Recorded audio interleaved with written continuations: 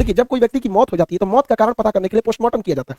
उसी तरह हेलीकॉप्टर या हवाई जहाज में अक्सर ये देखा गया है कि बहुत कम लोग सर्वाइवल होकर बच पाते हैं। तो एक ही रास्ता है उसको उसके अंदर बताने के लिए, क्योंकि कोई जिंदा ही नहीं बचा, तो उसमें एक मशीन लगी होती है जिसे ब्लैक बॉक्स कहते हैं। एक्चुअली ये ऑरेंज कलर का होता है, इसलिए ऑरेंज बनाया जाता है ताकि अगर ये विमान दुर्घटना के बाद इसे ढूंढना आसान हो जाए ऑरेंज कलर के होने की वजह से। ब्लैक बॉक्स जो होता है उसमें दो चीज होते हैं, एक होता है कॉकपिट वॉइस रिकॉर्डर। कॉकपिट उसे बोलते हैं जहां पायलट बैठता है, जहाज का वह हिस्सा जहां पायलट की केबिन होती है उसे कॉकपिट कहते हैं। तो कॉकपिट में कौन सी बातें हुई है उसे cockpit voice recorder CVR file करता है। और जहाज में कितना फ्यूल, एयर प्रेशर, ये सब था, ये फ्लाइट डेटा रिकॉर्डर करता है। इन दोनों को जब मिला देते हैं तो वो बनता है हमारा ब्लैक बॉक्स। अब इसमें जो पहला होता है कॉकपिट वॉइस रिकॉर्डर, तो ये देखिए, ये जहाज का केबिन है जहां पे कॉकपिट में जहाज बैठते हैं, ये कॉकपिट है उसका, यहाँ पायलट बैठते हैं। ये आपस में क्या बात कर रहे हैं, कभी कभी इमरजेंसी होने पर ये पैसेंजर को भी बताते हैं कि ऐसी इमरजेंसी आ रही है। ये एटीसी से संपर्क करते हैं, एयर ट्रैफिक कंट्रोलर से, कि क्या प्रॉब्लम आ रहा है। तो अगर इससे भी पता चल जाता है कि लास्ट मोमेंट पर क्या बातें हुई थी, आपस में ये लोग क्या बात कर रहे थे, एटीसी को क्या बोले थे, पैसेंजर को कौन सा वार्निंग दिए थे, इससे बहुत सहूलियत हो जाती है। साथ में ये लोग डिस्ट्रेस सिग्नल भी देते हैं। देखिए, जहाज का जब एक इंजन फेल हो जाता है तो ये लोग वार्निंग के तौर पे पैन पैन पैन सिग्नल देते हैं। 3 बार बोलेंगे पैन पैन पैन, मतलब आधी इमरजेंसी है, एक इंजन पे भी जहाज आराम से लैंड कर सकता है। लेकिन यदि दोनों इंजन खराब हो जाता है तो इसमें मेडे मेडे का सिग्नल दिया जाता है। मेडे मेडे मेडे मतलब एक्सट्रीम इमरजेंसी है। ये हेलीकॉप्टर और